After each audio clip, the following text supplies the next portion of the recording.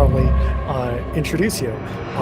Hey everyone, Yes, late. I'm Thomas Elliott. This is Brian Patrick O'Toole, a producer and screenwriter of uh, horror films and some other genres as well. You produced Dog Soldiers and wrote Evilution and Basement Jack, among other films.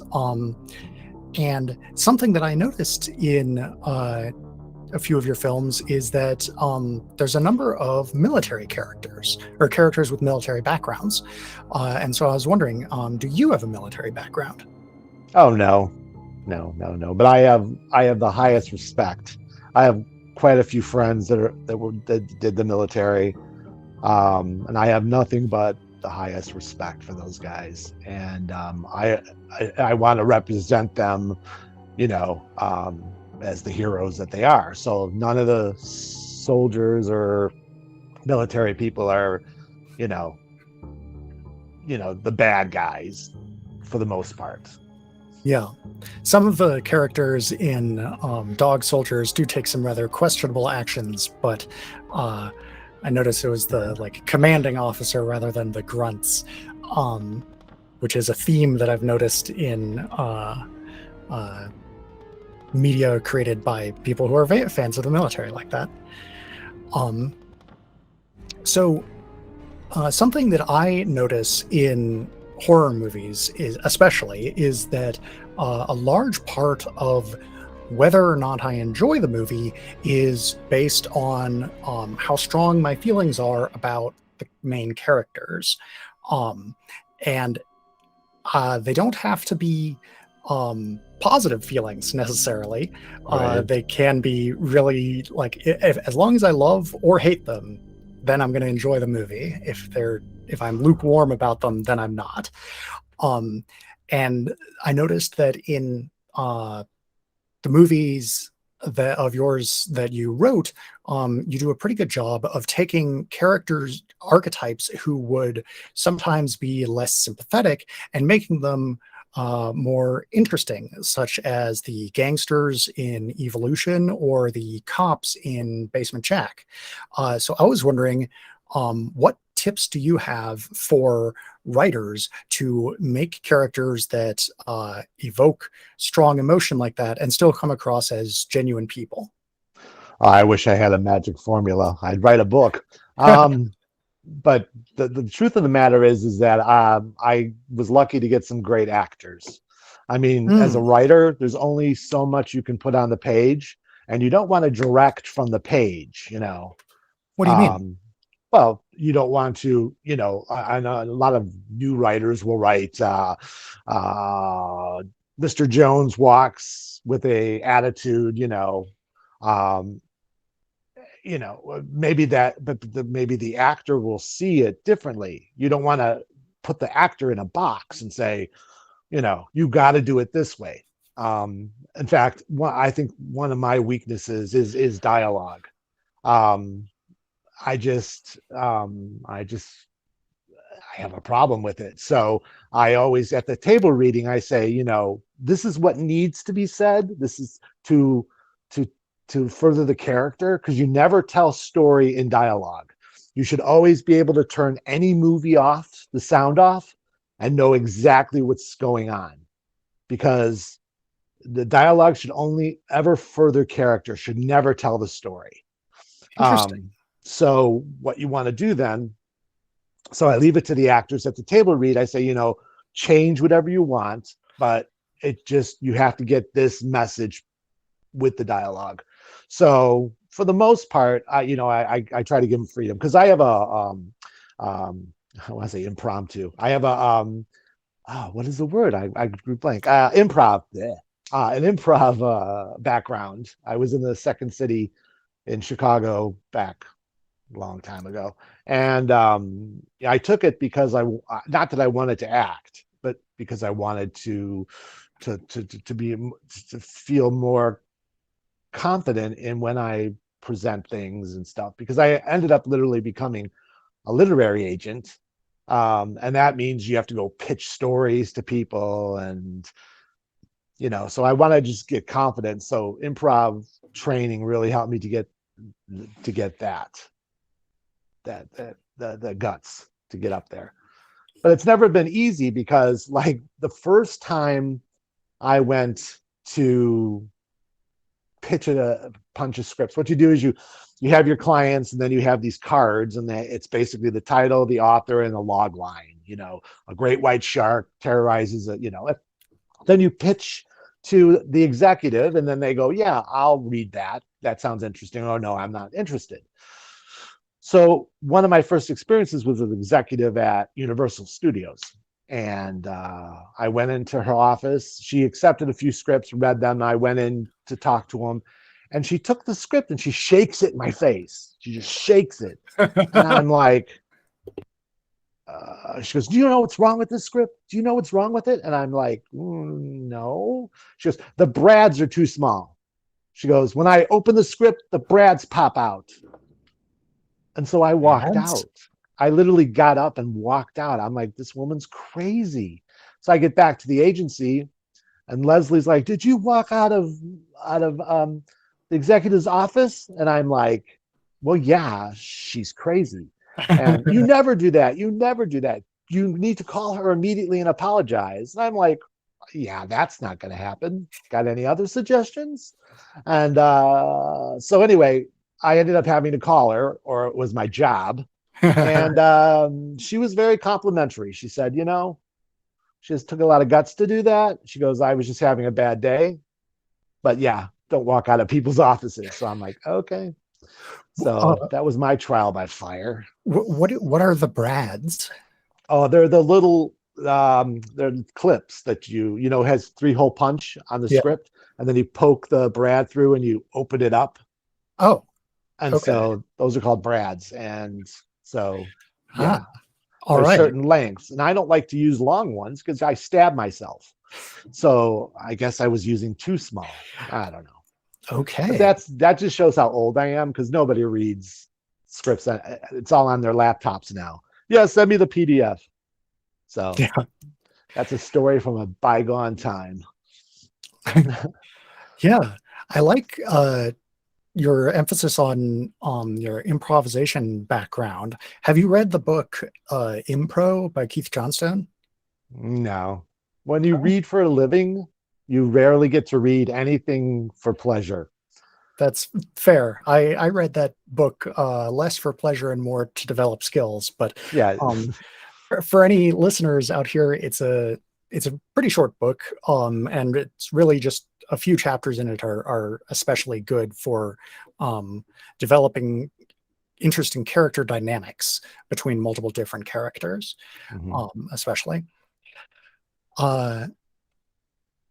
You mentioned how you shouldn't tell the story through dialogue, and that reminds me of one of the movies I was about to, or that I would like to ask you about, and your thoughts on it, and specifically the evolution of low-budget filmmaking, independent cinema over the years. Back in the days of like Ed Wood and John Waters, needed huge film cameras and enormous reels of film, all of which was very expensive. Even if you were scrimping and saving on actors and sets and stuff, that was an unavoidable expense that made filmmaking out of the reach of a lot of ordinary people. Then with the invention of the VHS and shot on video and released on video films, starting with Sledgehammer in 1983, things became much more in the reach of ordinary people, although the quality of the physical medium was clearly a lot worse than with film. But nowadays, digital cameras are ubiquitous, and cell phones even have gotten to have, cameras on them that are better than any VHS. And so with the release of films like Tangerine in 2015, which was shot entirely on an iPhone, things have gotten extremely in the reach of ordinary people. And now, and here's the one that the talking about the dialogue reminded me of, with the release of movies like Host in 2020, which was filmed entirely on a video conference like this, and so performed almost completely through dialogue. Um, I'm curious both what you think of movies like that, like Host specifically, and where you think low budget independent cinema is going in the future. Well, Host was not a movie. Host was a filmed play. And that's Okay. what I'm going to say about that, is that it's basically people talking at you in boxes. So it's Hollywood Square for the It's elite. it's a table Um, reading. yeah, it's very exactly. That's all it was to me. That's all it was a table reading. Um, and I have a friend who did during the whole lockdown. He used to do a drag show in Los Angeles, and obviously they couldn't. And they did it underneath a Mexican restaurant.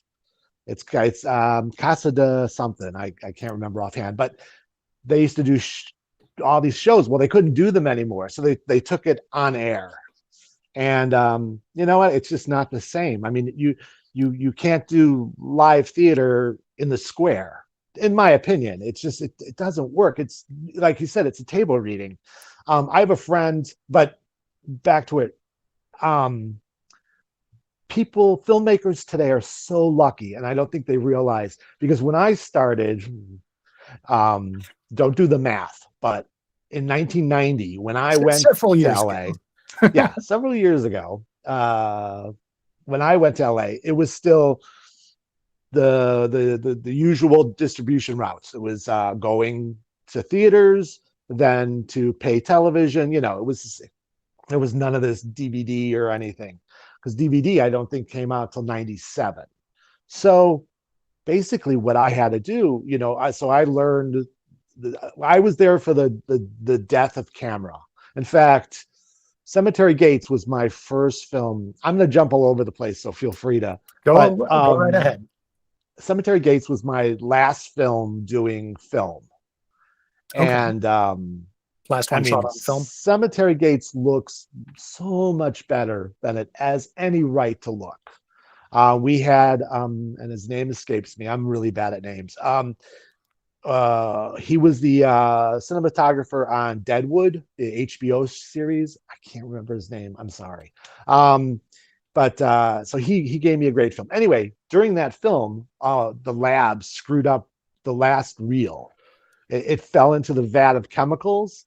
Oh So we had to man. reshoot the whole ending of that film again. Oh wow. I mean, it was covered by insurance. Always get insurance. But it was covered. It was covered. And but you know, when you watch the movie, you can see the lead character's Peter Stickles. His hair's quite a bit longer than the rest of the movie. And but these are the things that you know you have to deal with film. I have a friend Brian who did a whole film on his iPhone phone called "Be Like Trees." It's on YouTube, which is another thing. It's like, you know, you used to have to go to all these distribution centers and hope that a distributor would pick you up. Now you can just throw your film online. In fact, executives now, they go to IMDb or they go to look you up.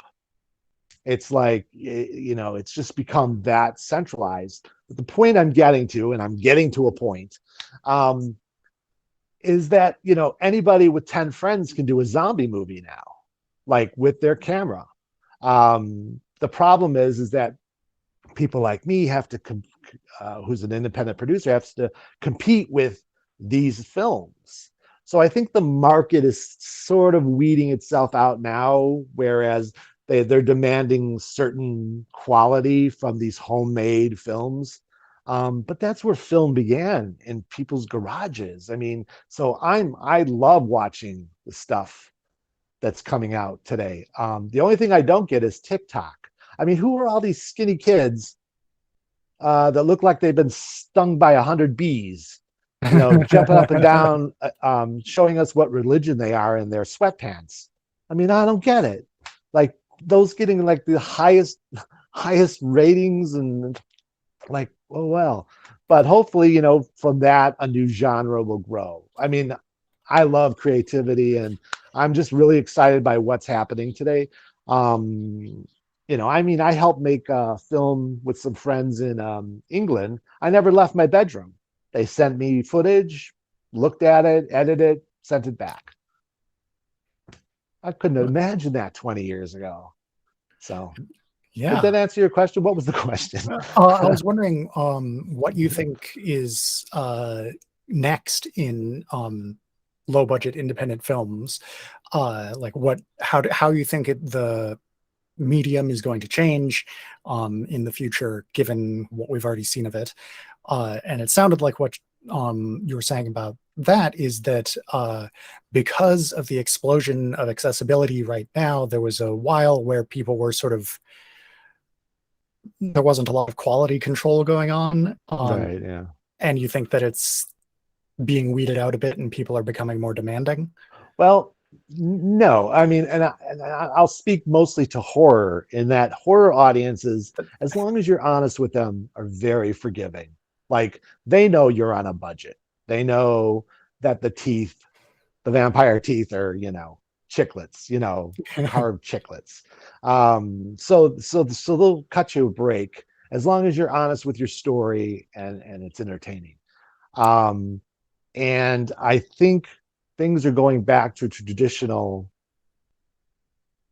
scares. I mean, there's so many found footage films because they're really easy to make. Basically, it's like you with your camera doing a whole Blair Witch thing. Um, but some of these kids that I'm watching really have a sense of style, and that's what you do. I mean, people hate me for this, but it's like I tell people, they go, "Oh, I want to go to UCLA and go to film school," and I'm like, "No, no, no, no. You take that money and you buy yourself a camera and some lighting, because with digital you need so much lighting, and you develop your style because they can't teach you that in school.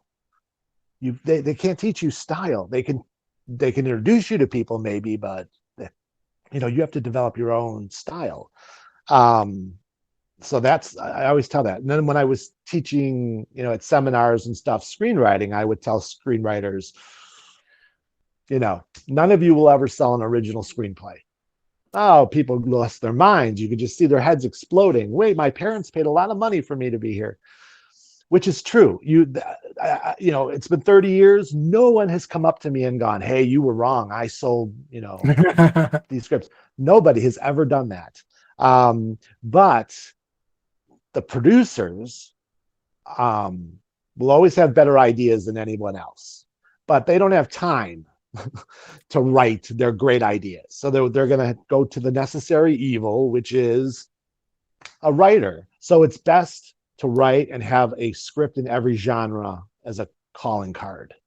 And that's how you get work. I mean, I wrote like 30 scripts. I mean, I've made 12 movies. But I was hired to write so many scripts, and script doctoring. So I made a lot of money just doing that.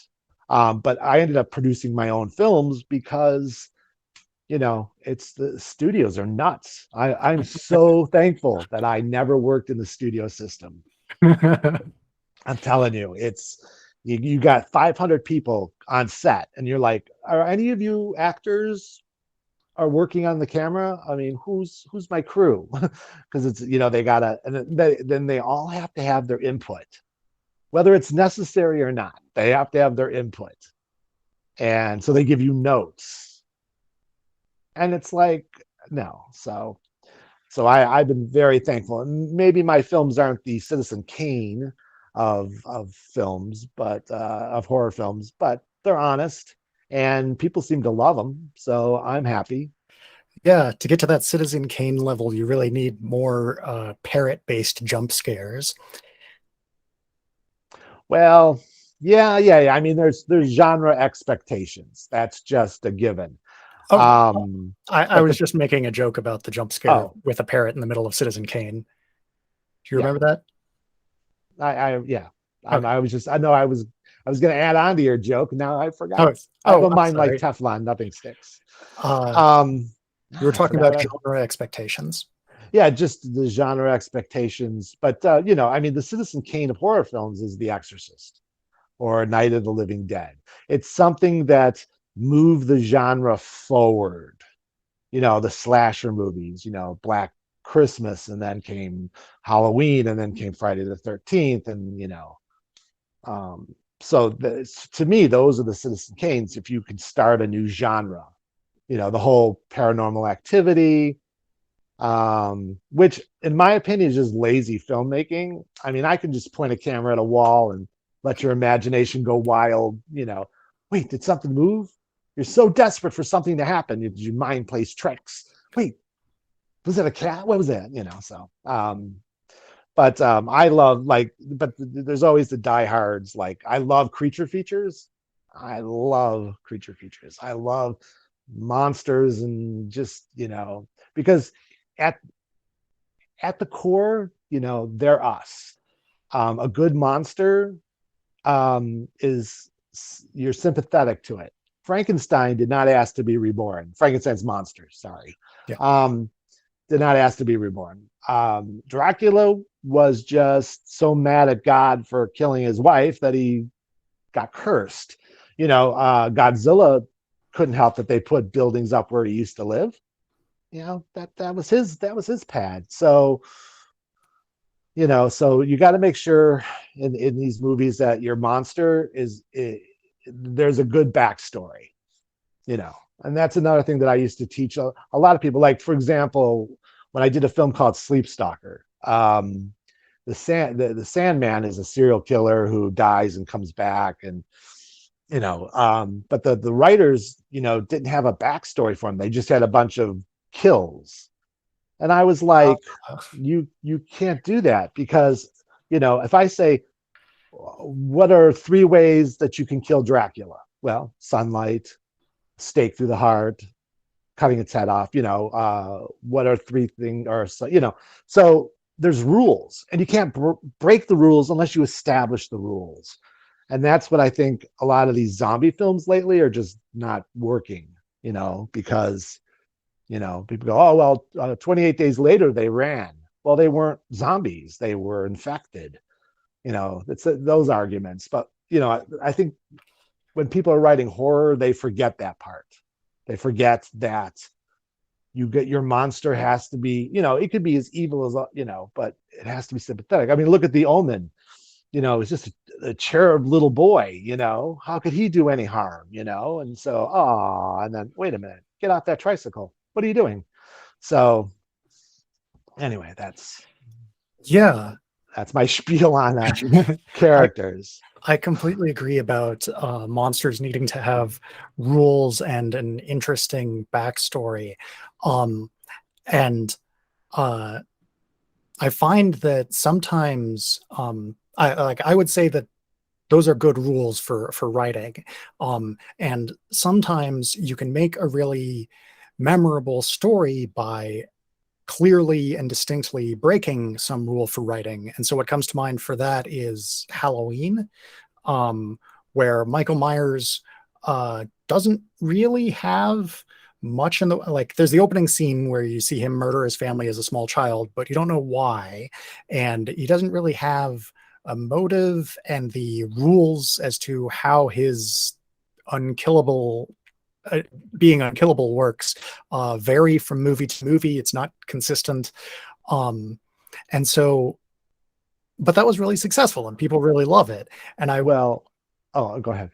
I was going to No, say, go on. No, you There's go. a bit of a delay, so I'm just sorry. No worries.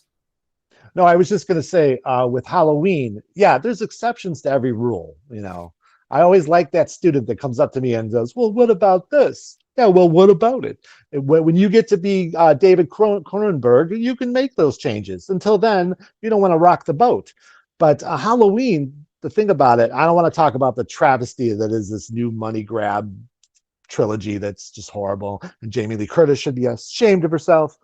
But the original Halloween, there's another thing that horror films have to have that film did very well, and that is what I call the Van Helsing character. The character that knows more than all the other characters in the movie, and usually comes to save the day. And Dr. Loomis he gave us the backstory. He gave us all that. I knew the little boy. I Yeah. spent the rest of the time trying to keep him locked up because there was nothing in his eyes. He was possessed. And so, again, sticking with the original film, is that he had become the embodiment of the boogeyman. I mean, he got shot 6 times and got up. Well, there's something not human. And in the second movie, he got shot in the eyes, and so there was a mystique about it. There's a mystery, and I think that's why Michael Myers is such a beloved character, because it's like you can't reason with him. You can't talk him down. Like Freddy Krueger, he's like the Henny Youngman of slashers. He's just gag after gag. But the original movie, he was a force to reckon with. He got you at your most vulnerable, which is another aspect of horror films, which is in your dreams, you're sleeping. That should be your good time where you can be a pirate. Nobody arrests you. Um, but yeah, so Freddy, yeah, so that's very important, and I think a lot of these reboots, like these remakes, they're just missing the point. These movies are creatures of their time. For example, the money grab Halloween in the first film. We could spend a whole show on just tearing that film apart, but Are you talking about the 2018 one or the Rob yeah, Zombie? the one that I don't want to talk about. Um, Kind of seems like you want to talk about it. I do want to talk about, because it made me so mad. But I actually liked that one. no, you didn't, and I'm going to tell you why. Okay. No, but the thing is that there was one scene, but the whole film was written by stoners for stoners. Don't get me wrong. That's what happened, because all it is throwbacks to a series of films that it doesn't want to acknowledge. They're saying, "Oh, these are sequels to the first movie, the original movie." The other movies didn't exist, but then they keep referring to them. Like, I heard Michael Myers was Laurie Strode's brother. Oh no, they just made that up. And then there's another part where in the second movie, which, okay, they bring on the 3 masks from Halloween 3. Yes. Are you a fan of South Park? Yeah, Okay, so do you remember the episode about the member berries? I do. Like, remember this? Remember this? That's Yes. all those movies are. Remember this? Remember this character? Remember this? But it's not furthering the mystique of Michael Myers, is it? I see what you mean. I think that I did enjoy the 2018 Halloween, and then I thought that the sequel to that one, Halloween Kills, was very silly. And I think if I can, I'd like to say why I liked the Sure, go ahead. I'll give you 2 minutes. Go. No.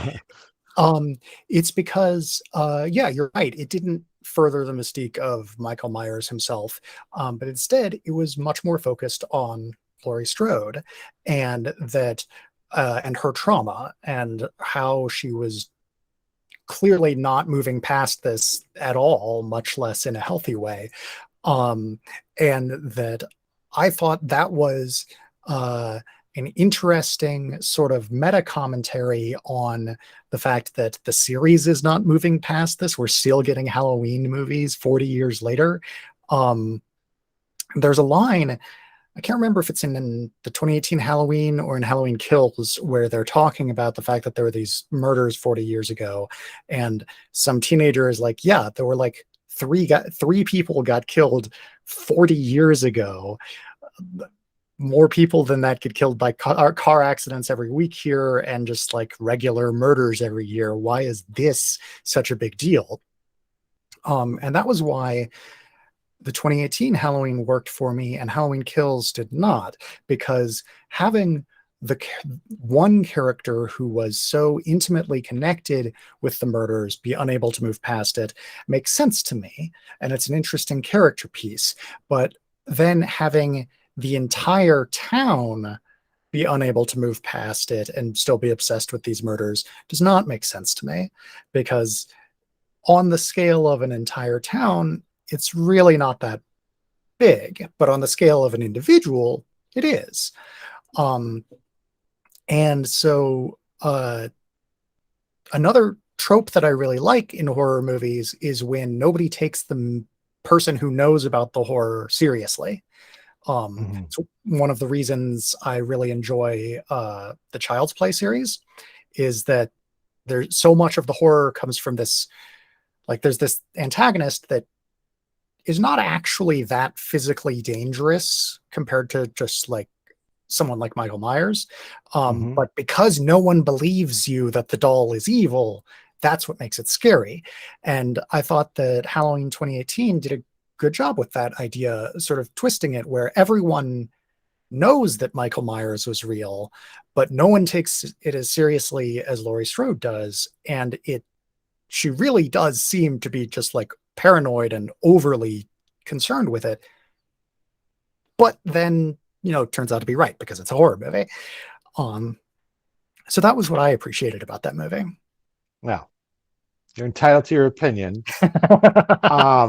No, the thing that you just said is what kind of destroyed it for me, is that the film was just so self-aware, and it Hmm. was so many, hey, nudge, nudge, wink, wink, first of all, 40 years between, how old is Michael Myers at 40 years He's like later? 60 or something. Right. I don't know if I there's a mean, canonical answer. no, there's just, it's senior citizen abuse, the whole thing. It's like, it was unbelievable. I mean, if you're gonna redo it, or then pass the torch, do Hmm. something else. Just don't keep putting the same characters in jeopardy. And then with Michael Myers, the one scene where I almost walked out on the movie was, there's a scene in the 2018 where Michael Myers goes in the house, kills a mom, then goes out the front door and leaves a baby crying um in the bassinet. Okay, Okay. Michael Myers should have killed the baby. Not that I'm into infantilism or killing babies, but he would not have let his evil doesn't disgrace. It destroys, but it doesn't disgrace. And so it would not have left that child to suffer, like to be alone. Huh. He would have sent it to heaven with mom, Interesting. because that's evil. He may see him making a conscious decision to let the baby live, takes away from the persona, to Okay. me. And when I saw that, I was like, nope, I'm not, I'm out. You've just totally lost me. Gotta be honest, Because that scene did not stick with me. yeah, it did. And then the gay couple in the second one, Hmm. it's like um the second part, there was no reason to have the gay couple killed. Okay. In fact, they went above and beyond the establishment. So the whole thing about the clown is that it hunts and kills, right? So they throw the gay couple or the gay guy off the bridge, and he floats to the monster to be eaten. And was he a child? No. So Well, I mean that. basically, So sorry. that's homophobia to me. Okay. I thought it was really bad. I haven't actually seen the second part of Oh, sorry. Well, Oh, well, I've read the book and I've seen the miniseries and I saw the first part of the it's nothing two-part like movie. those. Um, It's but pretty bad. I mean, the book does open with a gay bashing, basically. Uh, Hmm. And so, when was the book written? good point. I think it was, golly, what was it? The 80s, early 80s. Yeah, Um, it's a different uh, time, and the yeah. and the and the filmmakers should have been more responsible. Okay. I Um, just they're not victims. Okay, they're not. It's not victims. There should have been a fight. There should have been something heroic, Hmm. and I think that's where a lot of this goes. Yeah. It's like they just disguise. It's just one of my pet peeves. It's like, you know, heroes should die heroically if they're going to die at all. Okay. And just to have that scene, because like when Chrissy gets killed in Jaws, that propels the story. If those guys didn't get killed, the story would not have changed. You know what I'm saying? It's like, so it was just put in there again as a member, Barry. Remember how the book began? You know what I'm saying? It really, when you have an opportunity to make a film, you should make a film that that speaks from your heart. That was the other things, like when I did Atlas Shrugged, which is a revered book by the Republican Party, and it's just The first half of it is a lot of train porn. yeah, well, but because it was a creature of its time. Okay, so I mean, so when she wrote that, the biggest um literary was Pulp Fiction. I was a lesbian for the CIA. Those. So she kind of wrote that in that kind of style. The sex in the book is never satisfying. Dagny pretty much gets raped by everybody. Reardon throws her to the couch. Da da da. And then they're guilty about it. Like when they had sex on the train and they just sort of look at each other. It's just like, but when I was hired to do that, I read the book. I had read it before, and I read the book again, and I was like, when you adapt something, you have to find the heart, because people go, oh, the book was better. I hate that. No, this is a different medium. You can't say that. This is the book was your relationship with the writer and your imagination. The movie is somebody's vision sharing it with you. That's the difference. So when I look at adapting something, because I did it for Falling Down too. Well, I'm getting off track. And so when I looked at Atlas Shrugged, which is a huge book, I'm like, what is the core of this story? And that is, it's a woman trying to protect her family business from three factors: an idiot brother who's only in it for the fame and cigars and what he can get. Yeah. Two, a government which is giving money to the poor and taking it from the backs of the heroic businessman. Okay, I'll give you that. All right, fine. But then the third thing was that there's this mysterious figure who's spiriting away all the brains of the world, brains of the world, Allergies. who are trying to this to an island, so that the world just collapses, and then once the world collapses from the idiots, then they'll come back and save the world. Okay. Yeah. So it by its heart, it's a science fiction novel. It is a what if. Unfortunately, that's not how the movies came out, because the philosophy took over the story. Because you never want to beat somebody over the head with the story. I mean, with the philosophy of the book. You want them to discover it. But you have that whole speech from John Galt. I was going to say, John Galt, I feel like Ayn Rand really did beat the reader over the head with her philosophy. Right, but I'm talking about doing a movie now. It's like you want the audience. The reason to do an adaptation is that so they go back to the parent source. Oh, that was good. I'm going to have to read the book, because there's going to be more in it. Yeah. So, so basically movies adapted from something are basically commercials for the original concept. So when we did Atlas Shrugged, so pretty much, it just so many people start coming out of the woodwork. Oh, you have to put this line in. You have to put this line in. You have to do this. We have to have the entire John Galt speech. Oh it's goodness. 70 pages of somebody talking on the radio. Yeah. No. That's an entire movie on its own. Right. So unfortunately, it just, people didn't trust the vision, you know, then they didn't people that saw a movie thought they could make a movie. That's pretty much what happened there. But I learned a lot about adapting. It's like, did you see the movie Falling Down with Michael Douglas? No, I haven't, but He I know goes what through it is. he goes through Vegas. Well, he goes through Vegas. He goes through Las LA, Vegas. shooting like ne'er-do-wells and stuff like that. Well, when I was at Warner Brothers, I was working with Howard Kazanjian, who produced Raiders of the Lost Ark and Return of the Jedi. And he had the rights to the book or something. And the book was called Defense, which is actually the license plate on the car in the movie. But anyway, and that was another one where I had to sort of adapt it, you know, to be friendly for a movie. But Warner Brothers took out the heart of the book. And the heart of the book is he was going home to kill his wife.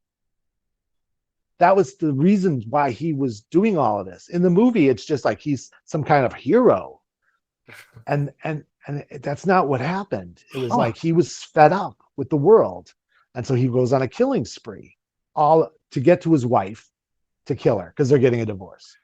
And Wow. that's what I mean. It's like when I worked on what was called Girl Number 9, I think it was released as Point of No Return, but it was the English version of La Femme Nikita. Oh. And that was another thing that they took all the nuance out of La Femme Nikita. Like, for example, everything was based on her birthdays, you know, and stuff like that. There was like really all this character study. And that was all thrown out the window. The best example I could give you is in the French movie.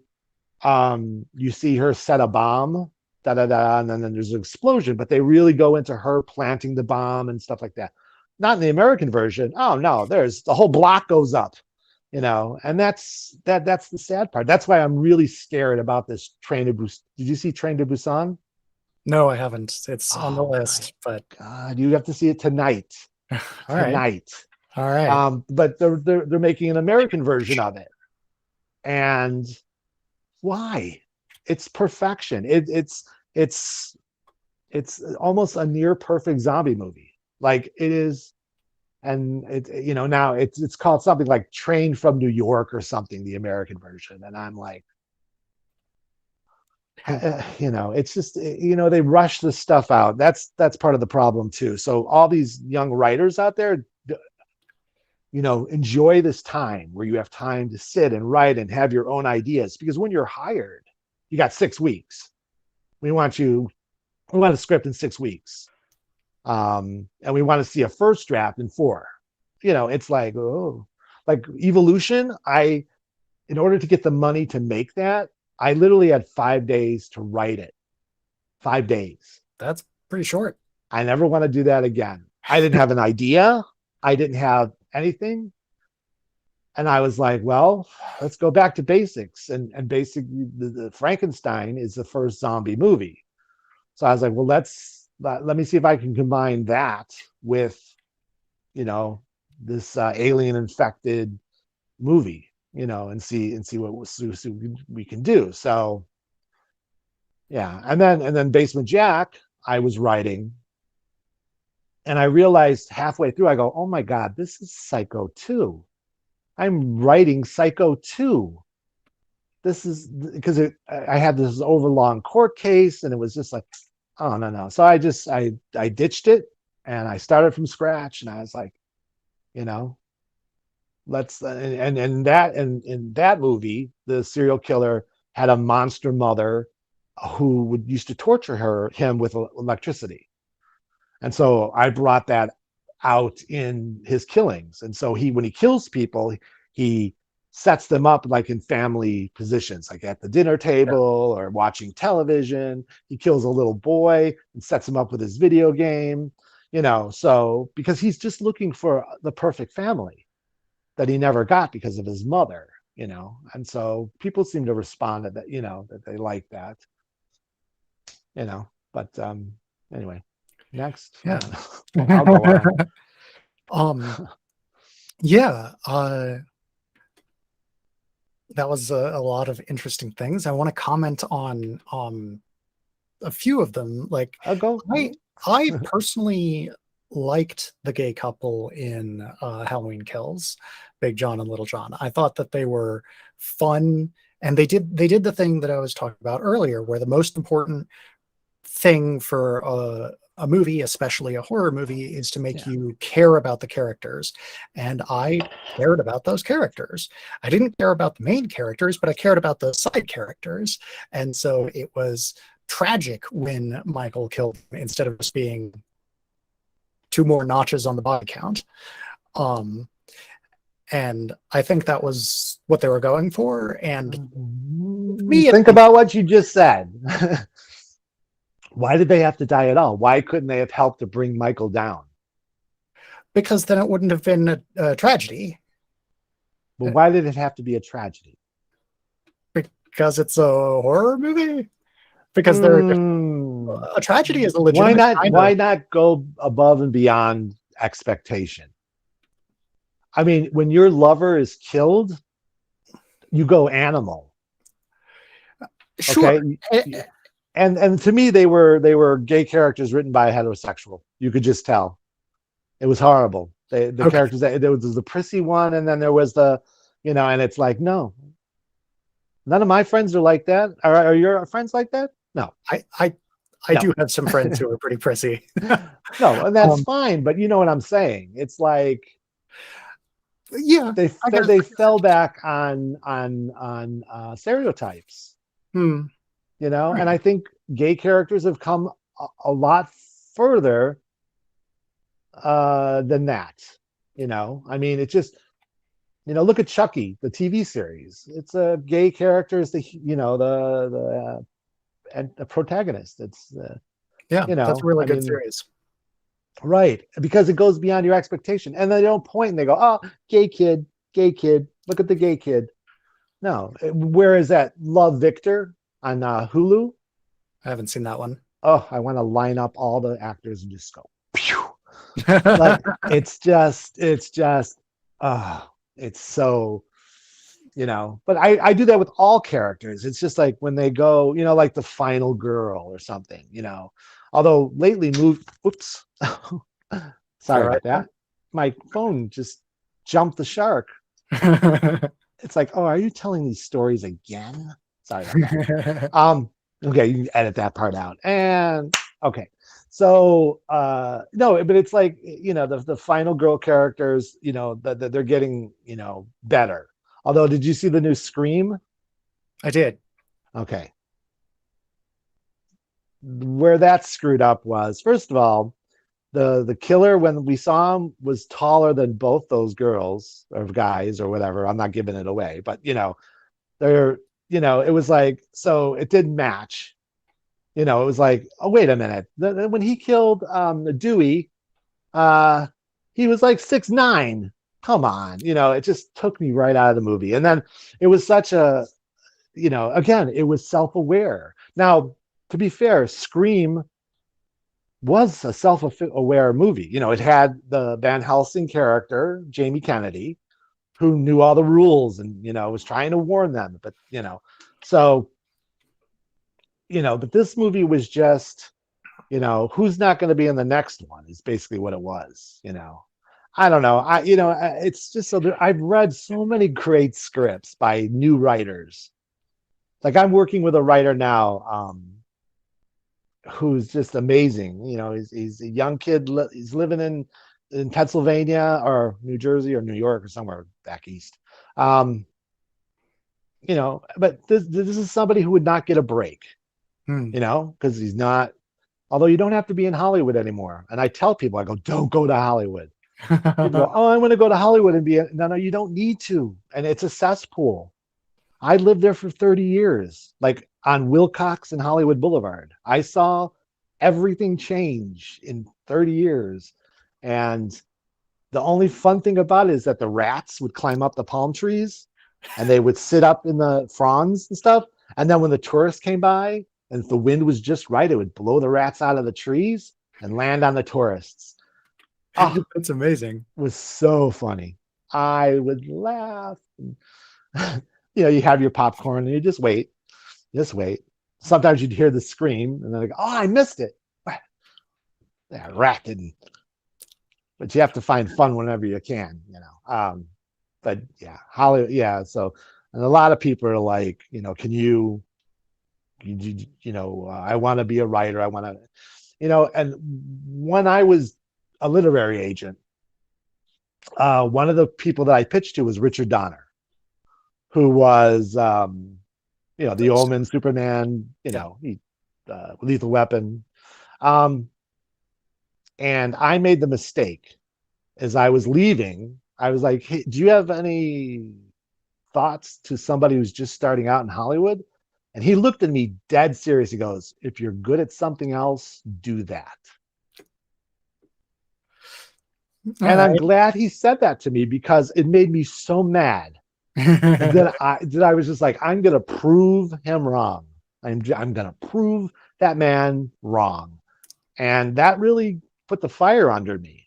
Um, but yeah, it's tough. But like I said in the beginning of this conversation, although it was that basically you can make a movie now with just your phone, and that to me is amazing. Like you know, and I'm always thinking of ideas, but and the nice thing too is that there's so many avenues. There's Shudder and Tubi and um there's I'm drawing a blank, but Amazon, there's like so many Amazon accept horror anything. side, yeah, that you know, and they're all those monsters have to be fed. So it's like go and do it. Do your film, you know? Who cares if it doesn't look real? It's not real. You know, it's like, you know, and I always would recommend, like there's a film from the 30s called Vampire. Um the things that they did with shadows haunt you to this day. And I'm like, I want to do a film like that. Like I just atmospheric, the old German expressionism. And you know, just want to do a big, scary film, you know, not some bimbos and himbos running in the sand and then the sand monster pulls them down. Oh, well, okay. You know, I saw a movie with that exact premise not that long ago. well, there's been a bunch. Blood Beach, Sand, The Sand. Yeah. Even Creep Show 2 had a story I think it was the sand that I on want. the raft Yeah. with the big black slime. Um, I didn't mean to insult you. I mean, if you like the Halloween movie, well, you know, uh, we can put you away. I have a tendency to enjoy nearly everything and be able to find something good in whatever I'm watching. I think the only movie I've seen at all recently where I just couldn't find any redeeming features in it, in my opinion, was Annabelle. Mm, Have you seen that one? yeah. Yeah. Well, that was a cash in, and basically I think it was they tried to separate themselves from the real story too much. Yeah. Like the real story is scary as hell. If they would have used the original Raggedy Ann doll, I mean, that's what's scary because it's real. Annabelle looks like she was made to scare. Like Yes, and that's there's nothing charming or innocent about it because that's the thing about evil. Evil corrupts. And when evil corrupts a child, that's why The Exorcist is able to do so well, is because that was a very charming little girl. And then the monster that it becomes, I mean, it creeps into your psyche. Like, so that's why that film lasts because it got it right. But Annabelle, it was like, you know, I mean, Annabelle creation was okay. Um, they seemed to get better as they went, but the whole what are those ghost chasers or something like that? I mean, the they're Conjuring universe people. yeah. It's like it was already debunked that they were frauds. You know, I what I would have done is I would have made them somebody else, not the real characters, because then I think those movies would have worked a lot better. Um, I like The Conjuring. I think Conjuring 2, I was more interested in the Amityville house at the beginning than, you know, the English kid, because I spent some time in England and all the kids are like that. They're little monsters. And I've seen The Conjuring, but I haven't seen The Conjuring 2. And oh, Honestly, at this point, I think I just don't like James Wan movies. Like Saw is okay. Yeah. Aquaman is a relatively fun superhero movie, but Dead Silence, not a fan. The Conjuring, meh. Well, Annabelle, that's what really not happens a fan. is that the studios get somebody who's hot and then they just work them to death. And then the movies start to fall off in quality because they don't get to spend the time that they did on their earlier movies. Hmm. So that's, the problem. That's why I always use first timers. I try to, because one, they're cheap and I'm a producer, so save some money. Yeah. But they're willing to work, and they're not tainted yet. I've worked with a director who was just like roll, roll. It's like, I'm sorry you're jaded. I hope I never get like that. I mean, I go on a film set, I'm going, I can't believe I'm doing this. And then I have to go do the books. It's like, but it's fun, and we're so lucky to be in this industry. And so when I see these people just not enjoying it or just taking advantage of it, I'm like, you don't know how lucky you are to be able to do this. People dream of this, so Yeah. I've been lucky. For except for two, which I won't name because that would be impolite. um I think I enjoyed all of my directors and actors, and because Good. they were getting their chance. Yeah. You mentioned liking more active and heroic protagonists rather than just sympathetic ones. And so I was wondering if you've seen the 2021 remake of or pseudo remake of Slumber Party Massacre. I didn't. It wasn't that. Didn't that go straight to Netflix or something? I thought it was on Shudder, but um, I don't have Shutter. I'm gonna get it, but oh man, I have I such like a Shudder. backlog of stuff, and then when I finally do watch something So do like I. that, Texas Chainsaw Millennials on Netflix, That one wasn't very good. and they stole the plot line from Halloween 2018. Yeah. Um Slumber What? Party the Slumber Party Massacre pseudo remake is I think again has similarities with those movies that you mentioned, the new Texas Chainsaw and the new Halloween. Uh I think it's better than either of them, and it definitely has more active protagonists. And there's, and I guess that's a little bit of revealing of the Well, the twist. way it should be. I mean, I can count good reboots on one hand, well, on one finger. I mean, Hills Have Eyes, that was a good remake, a reboot.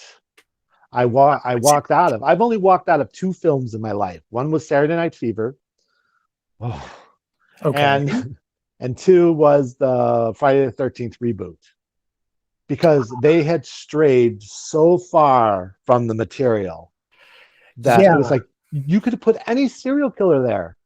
Yeah. I thought, Jason doesn't keep girls. yeah. He's driven by revenge. He saw his mother killed. I mean, we know that backstory, and they didn't change the backstory for me to care about. So they were just like, well, we have this script, just throw Friday the 13th on It did it. feel like that, where it was, it would have been a fine, just sort of other slasher movie, but it didn't seem like a Friday the 13th movie. Yeah, wasn't. Um, and on the subject of more active and gay characters and gay characters written by gay people, have you heard of the upcoming Peacock exclusive film They Slash Them?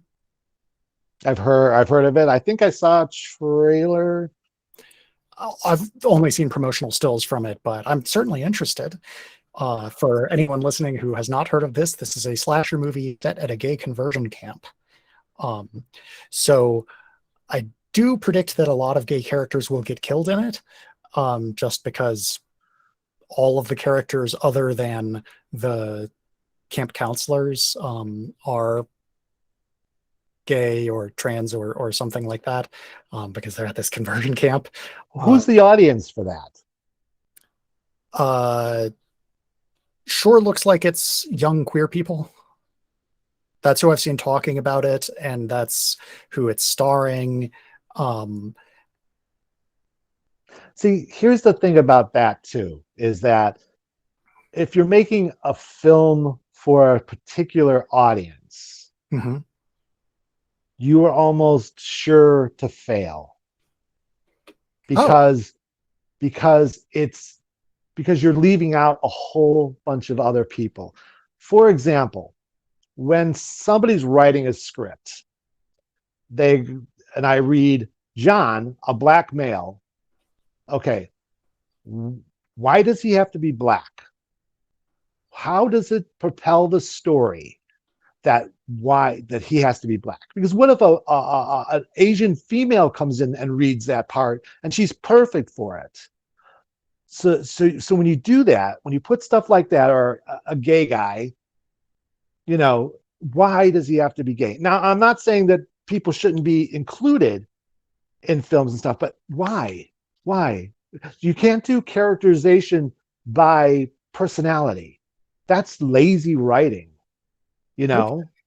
And again, this isn't book writing. This isn't, poetry. This is screenwriting, and there's going to be 100 other people involved in this. So you're basically just drawing up the blueprint. You're the architect, okay? But then the director comes in, and everyone else comes in, and they add their 2 points and 10 points, and to build a better thing. That's why I kind of don't like a film by, because it's not a film by. It's a film by everybody at the end. You know what I'm saying? And I know that sounds really, and I have deep respect for directors. Don't get me wrong, but it's just like, when they say it's blanks, I mean, very few people have earned that. Like George A. Romero's Dawn of the Dead, he earned that. Neil Breen. But or John Carpenter's Halloween, well, he earned that. John Carpenter's The Thing. But then when they start slapping the names on movies like Wes Craven presents Dracula 2000, what did you do? Hey, do you want your name on a Dracula movie? Yeah, sure. I mean, it's like, it's That's irritating to me. that's So interesting. that, go on. I would have guessed sort of the other way around, because to me, presents doesn't sound to me like they're claiming the entirety of the credit for it. It sounds to me like they're saying, "Hey, check out this thing that they didn't necessarily have anything to do with, as they just want to get your attention to, direct your Oh, attention to, Thomas, come here. like Let me hold you for a like a minute. carnival barker is No, how I read here's that. what they're doing. The Miramax is going, we have a turd on our hands, and we need to have an extra little bit of marketing that we can do with this. So go call John Carpenter, see if you'll put his name on this. And then they pay him a lot of money, and they do. And that's how it works. I mean, Oh yeah, no, I mean, I know that. I really appreciate that you think there's a noble side to all of this, and I want to just like bathe in your waters and absorb your energy, but I've been through this too much. That's not, they're just, they have a turd and they got to try to sell it some way.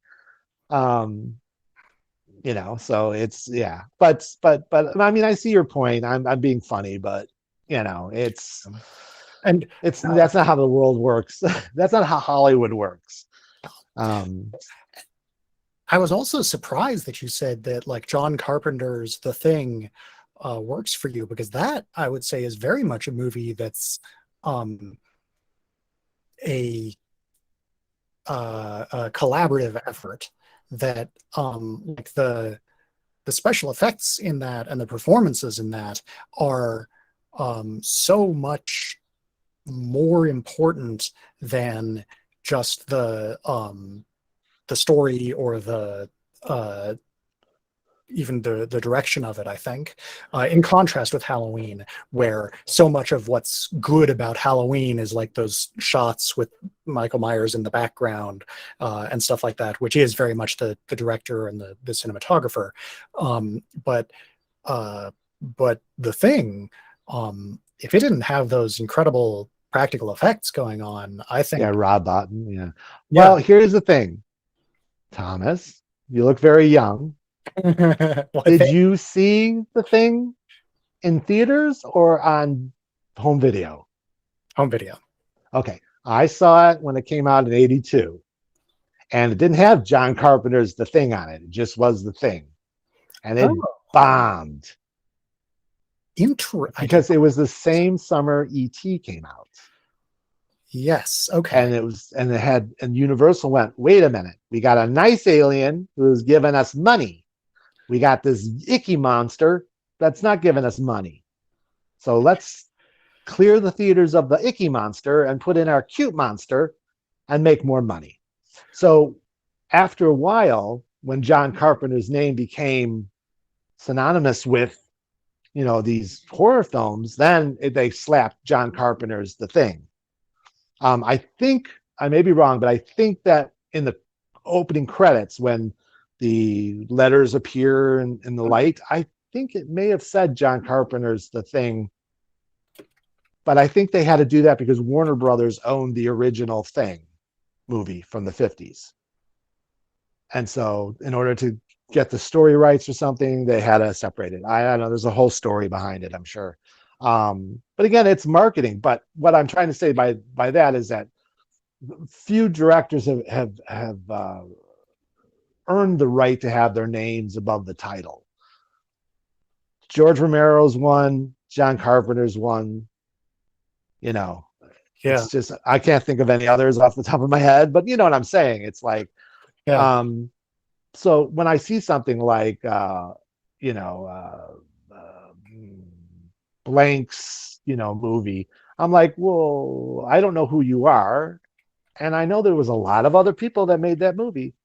So, that's just my own, I mean, I understand it's tradition and it's like that. And, but that's why I also don't have like opening credits in films. You might have noticed that. I think Basement Jack has opening credits, and it's only because I think opening credits are to separate time. So you have a prologue, like Friday the 13th, you have 1956 at Crystal Lake, and then they get killed, and then they go into the credits, and then we go into modern day. I like those credits, Yeah. but as far as like That anything is. else, if Um, it's same time frame, just get to the movie. It's so aggravating to be watching a movie, the narrative, and then all these names keep popping up, and then what was that movie I just saw where literally 10 minutes into the movie they're still showing names? oh man, I saw some movie recently that it's forgetting. I'm forgetting it now, but they did the title drop and stuff like that, like half an hour into the movie, to the point where when it happened, I was like, "What?" I thought they just weren't going to do it. Um, but talking about like auteur directors getting the so and so's title, um, I just checked, and the way that they did it with The Thing is it says John Carpenter's, and then that fades out, and then The Thing appears. Okay. Um, and the other one that I'm wondering if you think would qualify for this is Clive Barker's Hellraiser. Um,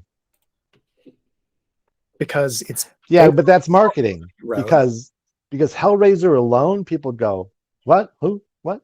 But Clive Barker at the time, again, was his Book of Blood was like #1 film or something, or book or something. Yeah. Like, so that's a marketing tool. Although actually on the original release, it was just Hellraiser.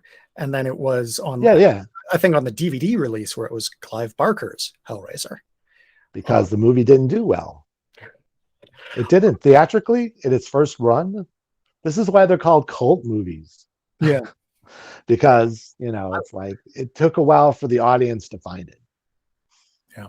I love Hellraiser though. It's great. Yeah, they're great. Well, until he went to space. The only time that that worked was Jason X. I thought Jason X was amazing. It Oh yeah. was campy and terrible and horrible, and I loved every second of it.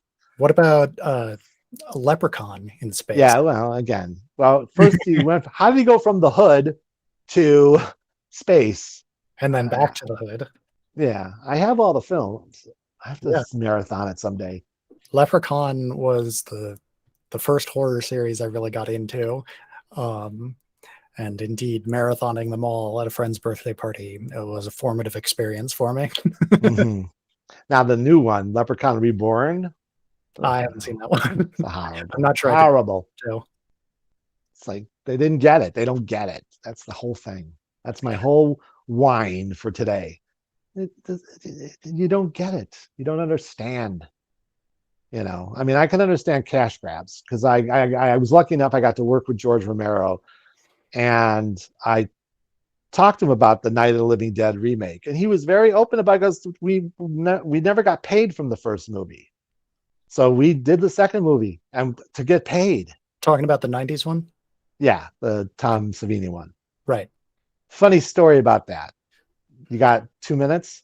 Yeah, absolutely. Oh, okay. So I went to the premiere of that because Night of the Living Dead is one of my favorite films. So I wanted to see the other one. So I'm at the Chinese Theater in Hollywood, and I sit down, and nobody sits next to me. And I love that because I'm like, oh, I hate when people sit next to me. Lights go down, the movie starts, somebody sits down next to me. And I'm like, oh. But anyway, so I must have been making a lot of noises through the movie because I'm like, oh God, oh no, and stuff like that. So anyway, movie ends, and lights go up, people leave, but the guy next to me is not leaving. And I'm like, oh no. What is this going to be? And then he turns to me and he goes, so how'd you like the movie? And being a flippant asshole like I am, I went, well, I thought they ruined it when they colored the first one, but this was pretty bad. And he goes, oh, you didn't like it? I go, no, no. And I kind of went into why I didn't like it because I believe in creative criticism. I don't believe in just saying that sucks and leave.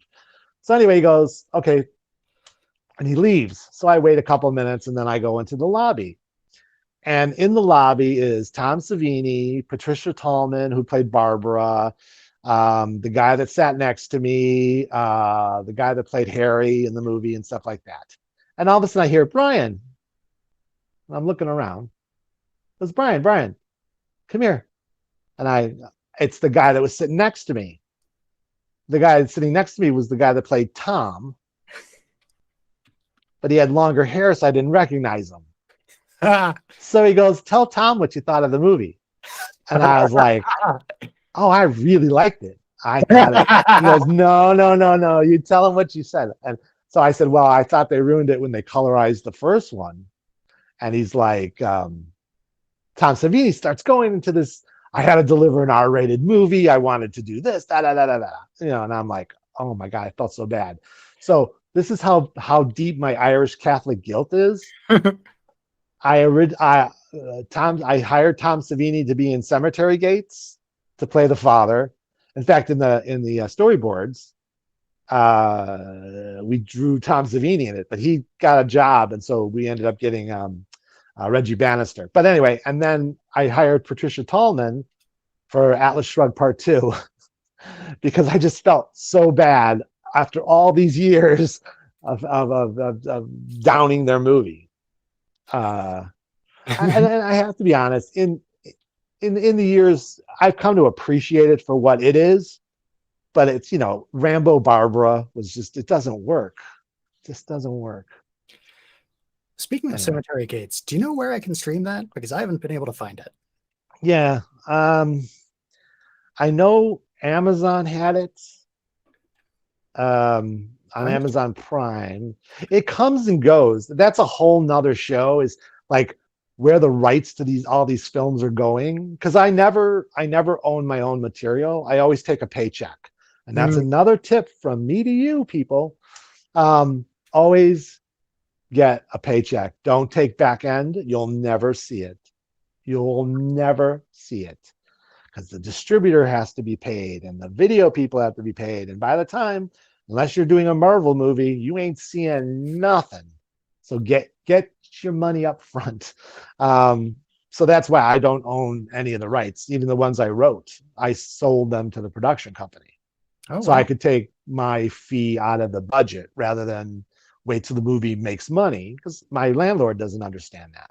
It's like, Well, see, that I made this movie, and when it makes billions of dollars, I'm going to be able to pay you all this back rent. And they're like, no, that he who signs a lease pays the rent. So I always always took money up front. all right. And except for maybe Dog Soldiers, I was pretty correct in doing that because I don't think all my films have made their money back. Plus, I can honestly say that, but none of them have been, Doctor Smash Strange. runaway hits. Yeah. Yeah, I mean, even Dog Soldiers, it's 20 years now, and it's still finding audience, which I'm very grateful because that film was hard to make. So, yeah, So so I'm glad. Go on. Sorry. well, I had a question, but now I'm interested if you wanted to talk about how it was hard to make. Oh, No, I have PTSD. oh no. Okay, Do you well, know why I have PTSD? Because it's the 20th anniversary. No one's doing anything, but somebody wrote this crappy book. Can you see? uh, I could very briefly sausages, the art of making something, and I see a werewolf. Yeah, the art of making dog soldiers. Oh, So it must be unauthorized because they shouldn't have done this. It's so it's such a love letter to the director, uh, and you know, and it's so the writer writes, if you are reading this hoping for controversy, conspiracy theories, backstabbing on the set, I am not sorry to tell you that you will be disappointed. There was none of that. What you see is what you get. A group of people made a brilliant movie who were bloody loving it. Okay, well, the truth of the matter is that's not what happened at all. So it was a tough film. When we first started Kismet, which she misspells in the book, there's so many inaccuracies. I don't even want to start. There's just so much, and you know what? All the pictures are in black and white, and they literally took pictures from the trailer. It's such a, I'm embarrassed for them because the fans deserve better than this. But so obviously she wasn't interested in the truth. She was just writing a love letter to the director. I'm not saying anymore. But right. so when we started Kismet, I literally read like 300 scripts trying to find our first movie. And when I was reading for the studios, I was told read the first 10 pages, the middle 10 pages, and the last 10 pages. Because I would have a stack of scripts. They said if there was a nuclear explosion, I would never feel it from all the scripts on the wall. And it's true. So I read, but I being a writer, I broke the rules and I read the scripts. And I never would have found Dog Soldiers had I gone by that rule.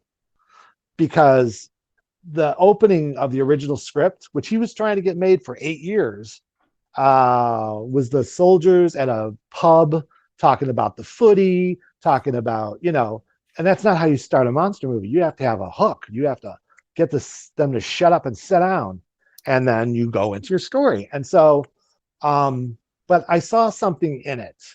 And the first draft that I read, I mean, it took its cues from Night of the Living Dead. I mean, literally the plot points were all from Night of the Living Dead. Like for example, in Night of the Living Dead, the zombies are besieging the farmhouse, Yeah. werewolves besieging the farmhouse. They go to get gas for the Jeep explodes. Same thing happened in Night of the Living Dead. There's parallels. Now that's not necessarily a bad thing because when I was teaching screenwriting and stuff, I would say what you need to do is you need to find um, a skeleton that the audience can sort of leech onto. Did you see the original movie Mortal Kombat? Yes. Do you know what movie that is? Think Mm, about it. What's it about? Uh, is it Enter the Dragon? No, it's Wizard of Oz. Three Oh, friends go to a different world to kill the witch, which is Sam Khan, Shao. right? Yeah. Shao Khan, right? Okay. The Interesting. Lost the Lost Boys is Peter Pan. The lead vampire was trying to get a mother for his boys, Yeah. right? So if you can do that in your story, subconsciously weave that in as the backbone, audiences, they may not recognize, like you didn't recognize it, but it was familiar to you because, and then you sort of watched it with this familiarity to it. Yeah. So when I pointed out to you, like Alien was every haunted house movie ever, it just was on a big ship. Um, so Dog Soldiers was Night of Living Dead. In fact, there was one point it was called Night of the Werewolves. I mean, took no chances, right? So I had to sit there and convince these people to make this movie. And they were like, well, you said it's like Night of the Living Dead. Why would we want to? I go, right, but this is different. This is something very, very different. And so they were like, and I remember this day like it was yesterday. We were in the fishbowl conference room, and the investor goes, all right, we're gonna green light the movie, but if it fails, it's your job. So I put my job on the line for this movie, and it was our first one. It was like it couldn't suck. So anyway, long story short, it did really, really well in the UK. It was actually the number one film in theaters until Attack of the Clones came out, and Spider-Man. I think Spider-Man came out or something. But in the US, we showed it to the distributors on September 12th, 2001. Oof. Yeah. Rough timing. Nobody wanted werewolves or soldiers or nothing. In fact, the lady from Sony, her excuse for not taking the movie was, and this is scratched on my soul, is we're going to focus on our Corky Romano franchise. I know, right? Now you know why I'm bitter. So I'm like, anyway, so we ended up selling it to Sci-Fi Channel for like $300,000, and they had it for 15 years. Wow. Yeah, so it was on there a lot, and they were throwing money at us. They were like, "We want a sequel. We want 3 sequels." And the only thing they asked was that it involved American. They wanted some Americans in it. So I wrote a prequel and 2 sequels. But then the director and one of the producers did not get along. Long story short, yeah. So that's why you'll never see a sequel.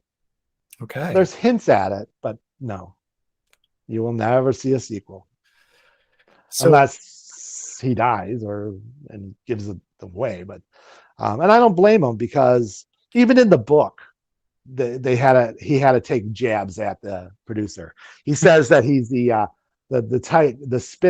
canned spinach tycoon. Well, his family actually owned. They're famous for their canned beans. I mean, this woman, whoever wrote this book, did no research beyond what was on the internet, and we all know how reliable the internet is. So yeah. Anyway, that sounded really bitter, but I don't care. I definitely thought canned spinach tycoon was some sort of Popeye joke. No, Um, no, it's a terrible. He had a no dicks on set or something. Like, and I'm like, oh, that's why we didn't have any mirrors on the set.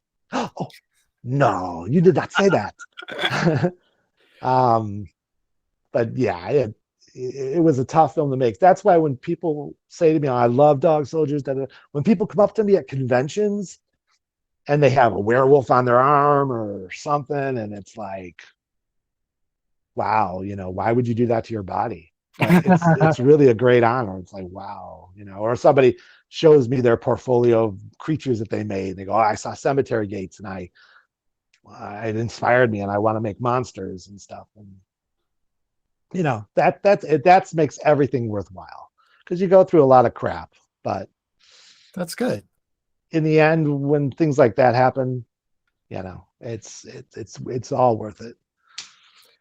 So one last question, which is I have more questions, but here's one that you've gotten me curious about, because you mentioned that you don't get points on the back end for your films. What is your opinion on movie piracy?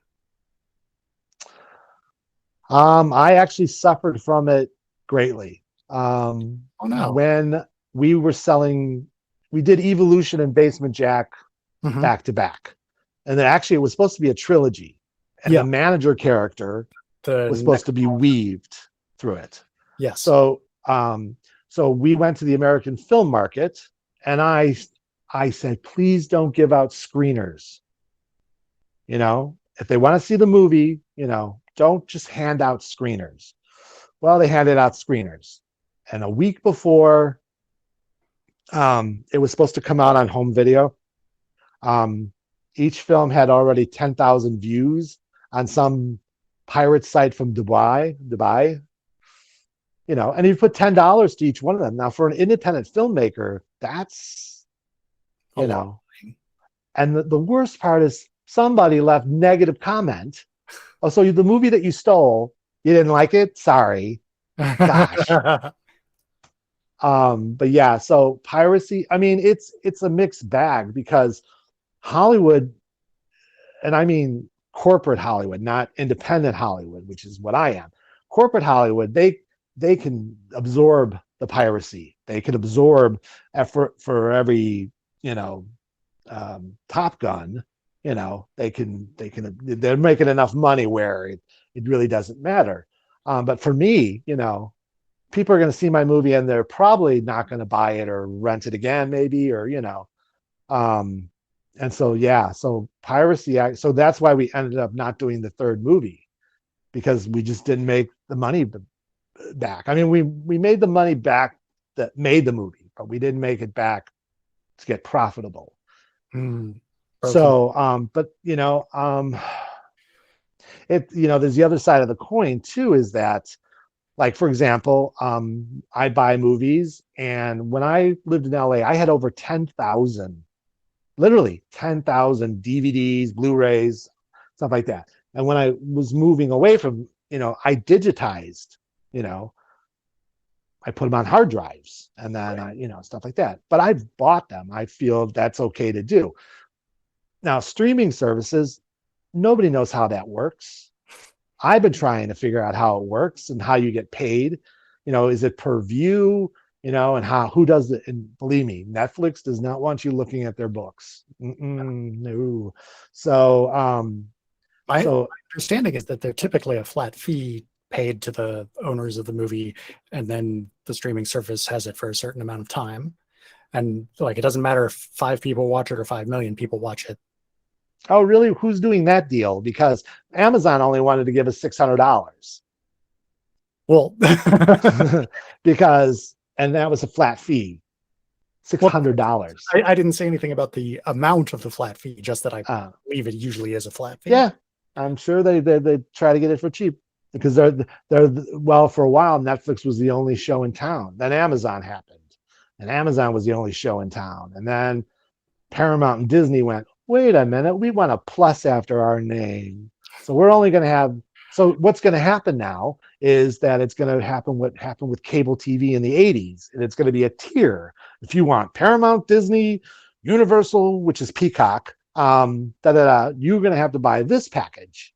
Yeah. You know what I'm saying? It's all a money gouge. And, people are just going to get fed up. They're just going to go, I want to watch this. Oh, well, you have to subscribe to Hulu. What? But isn't Hulu Disney?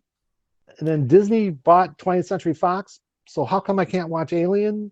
It's like, it's nuts out there now. So right now, I'm focusing on podcast stories. Like, well, you're probably too young for this too, but there used to be a show called the CBS Mystery Theater. It was a radio program every hour. It was hosted by E.G. Marshall, and they were fantastic, scary little stories, you know. And John Carpenter just signed a deal to do those podcasts like that. And I know Shudder, Amazon, Tubi are going to have a podcast channel. So I think that's sort of the future. You know, everything old is new again. So we're going back to the 30s with the old radio shows because people are listening in their cars. Books on tape are doing amazing. Nobody reads anymore. It's scary. It's like, so everything's just talked at them.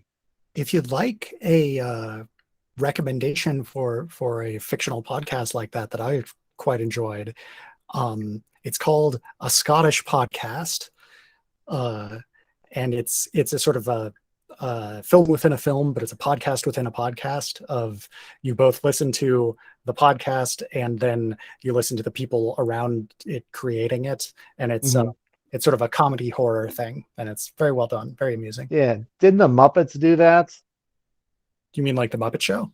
Yeah, the most recent Muppet Show, wasn't it like a show behind the show? Oh, isn't 30 Rock the same thing? That's like lots of that was sort of the Muppets. Yeah, it's a genre. Is that yeah? I mean, the original Muppet Show was like that. Yeah, true, but the newest one that only lasted like 6 episodes, they were the Muppet version of 30 Rock. Basically, was weird. Okay.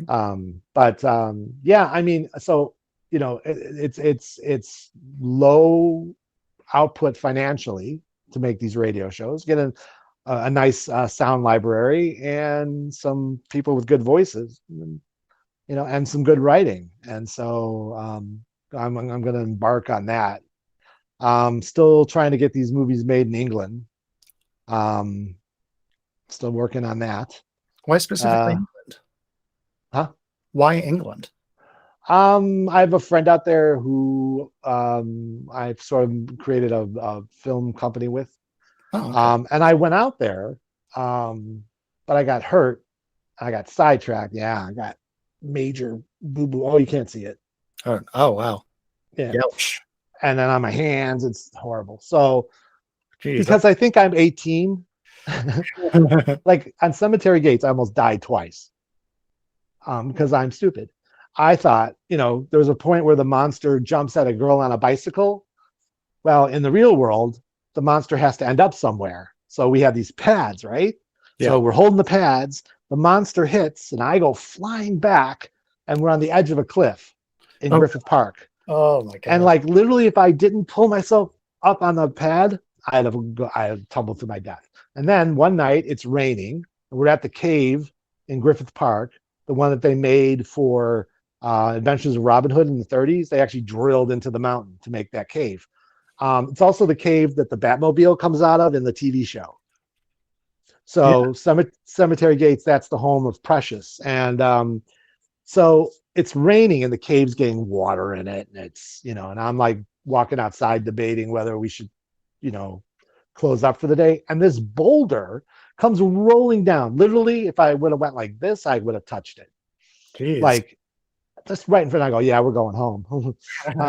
And I think the boulder is in the movie in one scene, but yeah, it's like, oh, it's adventures in filmmaking. Yeah. Okay, so this is, I'm going to say, the last question.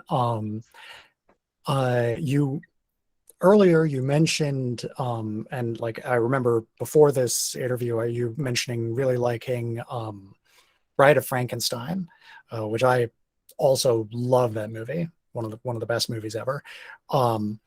And the Frankenstein and the other Universal monster creature features, which Frankenstein and Bride of Frankenstein were directed by James Whale, the Queen of Hollywood.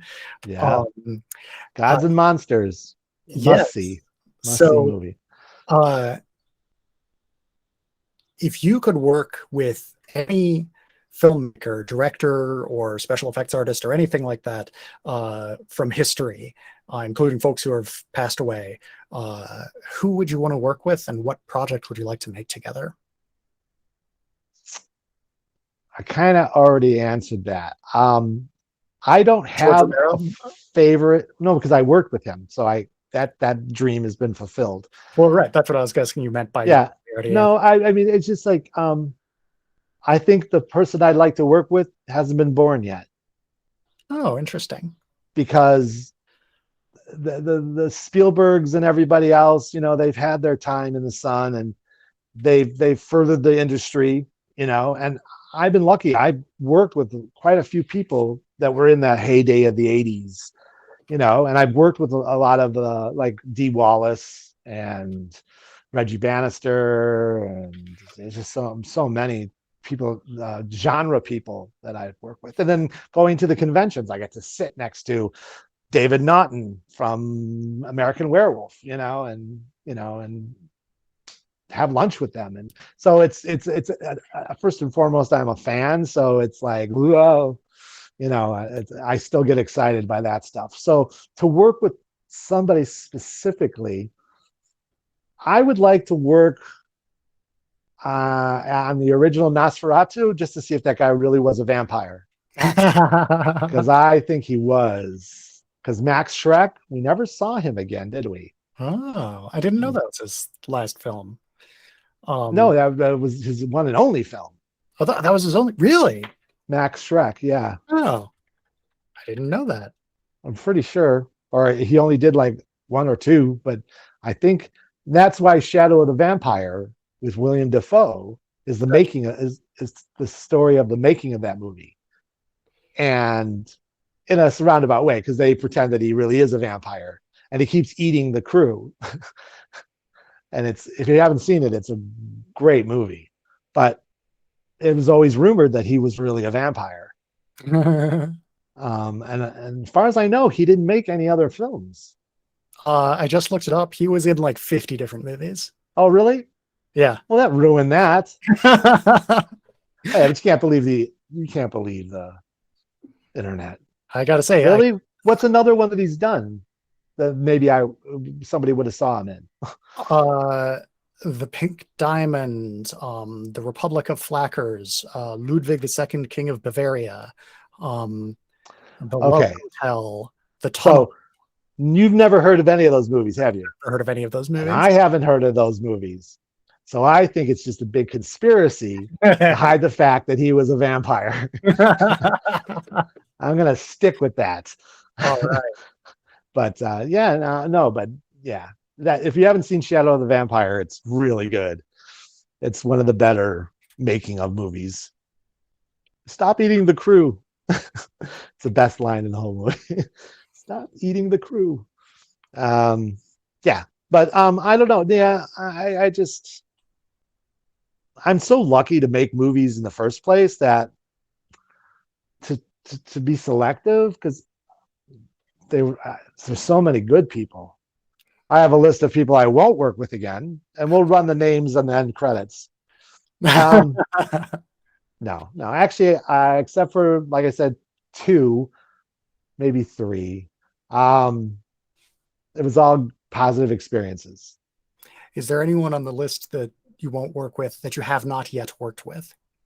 Like just by reputation or something like that? Oh, no, because if that was true, I wouldn't work with anyone. Because you have to remember, crews gossip. And don't forget, the actor may get a job a year, but the electrician is going to work maybe 10 projects that month. And they talk at lunch. And so I'm always nice to the crew. And I always try to feed them well. I may not be able to pay them great, but I always make sure they eat right. And I naturally respect them. I'm kidding, but but yeah, you'd never want to screw up in front of the crew. Yeah, that's an interesting point about the crew working on a lot more films than the actors. Mm-hmm. Yeah, there's some people that I consider very, very famous that no one's ever heard of, only because they've done, like my friend Mark. He Mark Richardson, sorry. He was the props master on Evolution for me, and I think Boo, but I'm not sure. Um, I should remember. But he's done like the Halloween movies. He actually did all the stuff for the Power Rangers TV show. So if you watch some of them, you'll see the duct tape holding some of the stuff together. Like he has great stories. That's somebody that All you definitely want to have on your show. right. He will fill you for hours just because he's been doing it most of his life, as a prop master. He's been in movies, he's in little, he's got quite a story. It's fun to sit and talk to him. Cool. So you might want to book him. Yeah, if you can put us in contact. Yeah, absolutely. I All can do right. that. Owes Sweet. me a favor. No. Uh, Well, on that note, thank you so much for being my first ever guest on this oh, new. it's my honor. Yeah, I'll Right. let you know when this episode goes up. Yeah. Eh. I'll promote it for you, but I don't even remember what I said. Fair enough. Thank God for the happy pills, painkillers. Ugh. Oof. Yeah, Anyway, yeah. feeling at that. Thanks, Thomas. Yeah, thank you, Brian. All right. Goodbye. Later. Later. And cut. That's it.